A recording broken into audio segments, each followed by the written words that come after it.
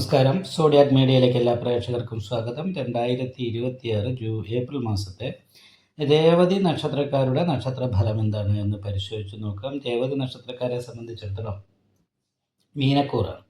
മീനക്കൂറുകാർക്ക് ചന്ദ്രലഗ്നാധിപതി വ്യാഴമാണ്. വ്യാഴം 4-ാം ഭാവത്തിലാണ് നിൽക്കുന്നത്.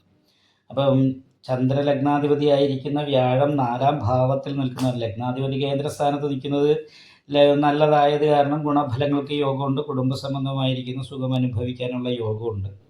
അതേപോലെ ഭാഗ്യാധിപതി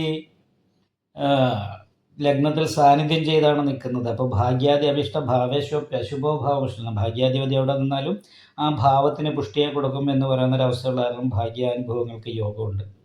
കർമാധിപതിയായിരിക്കുന്ന വ്യാഴം കർമ്മസ്ഥാനത്തേക്ക് ദൃഷ്ടി ചെയ്ത് നിൽക്കുന്ന കാരണം തൊഴിലുമായിട്ട് ബന്ധപ്പെട്ട അനുകൂലമായിരിക്കുന്ന ഗുണങ്ങൾക്ക് യോഗമുണ്ട്.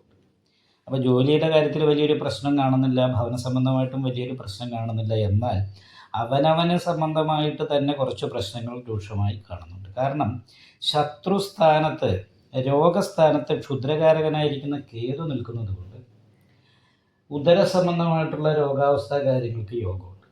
അതുപോലെ തന്നെ ബാധകാധിപതിയും ശത്രുസ്ഥാനാധിപതിയും ഒരുമിച്ച് യോഗം ചെയ്ത് ലഗ്നത്തിലാണ് നിൽക്കുന്നത്. അത് കാരണം കൊണ്ട് തന്നെ പ്രബലമായിരിക്കുന്ന ശത്രുദോഷത്തിൻ്റെ ദുരിതമുള്ളതുകൊണ്ട് ശാരീരികമായിട്ടുള്ള രോഗാവസ്ഥയ്ക്ക് യോഗമുള്ള സമയമാണ്. വീഴ്ച സംഭവിക്കാനായിട്ട് സാധ്യതയുള്ള സമയമാണ്.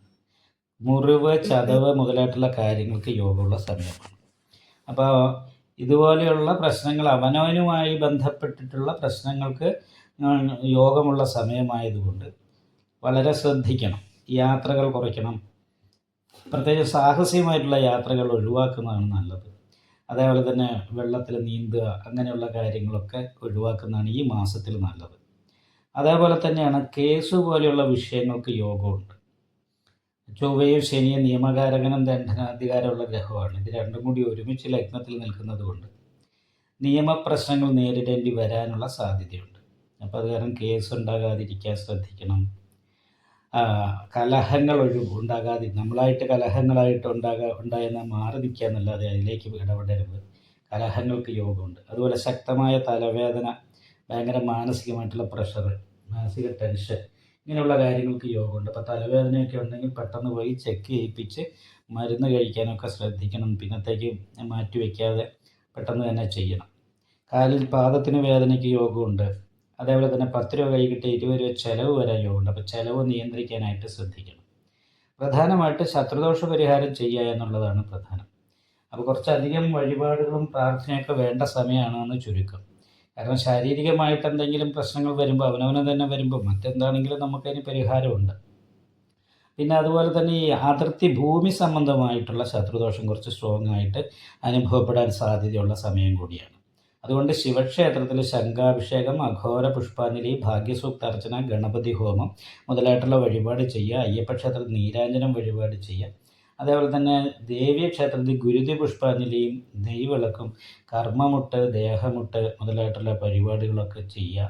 വിഷ്ണു ക്ഷേത്രത്തിൽ നെയ്വിളക്ക്, ഭാഗ്യസൂക്ത അർച്ചന മുതലായിട്ടുള്ള വഴിപാട് ചെയ്യുക. നല്ല രീതിയിലുള്ള പ്രാർത്ഥനയുണ്ടാകണം. നിങ്ങൾക്ക് ഈ വീഡിയോ ഇഷ്ടപ്പെട്ടാൽ ലൈക്ക് ചെയ്യുക. നിങ്ങളുടെ അഭിപ്രായങ്ങൾ കമൻറ്റ് ചെയ്യാം. ജ്യോതിഷവുമായി ബന്ധപ്പെട്ട കൂടുതൽ കാര്യങ്ങൾ അറിയാൻ ഈ ചാനൽ സബ്സ്ക്രൈബ് ചെയ്യുക. ഞങ്ങളുടെ ഓൺലൈൻ കൺസൾട്ടൻസി നമ്പർ താഴെ ഡിസ്ക്രിപ്ഷൻ ബോക്സിൽ കൊടുത്തിട്ടുണ്ട്. ആവശ്യമുള്ളവർക്ക് കോൺടാക്റ്റ് ചെയ്യാവുന്നതാണ്.